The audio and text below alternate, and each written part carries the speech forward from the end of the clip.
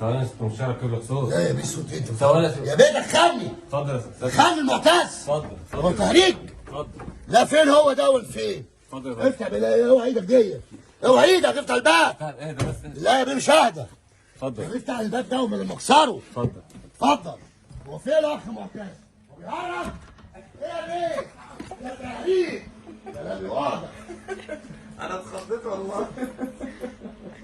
هقول لك فاكر المعتز. طب انا كل ده بتكلم على اساس سياده المستشار والله. طبعا معتز جميل ومن ابناء النادي خلاص وشرب المال ولا ايه؟ انت ازاي بتقلد الصوت؟ هو كابتن اسمه دخول مفاجئ. حبيبي انت يا بيه دخول مفاجئ وانا بشكر ابو القاسم على الفكره الجميله. معلش بقى اعذرني هناك فيك قوي. بس عايز اقول لك على حاجه، والله انا قلت انا بحبه في الاول، صح ولا لا؟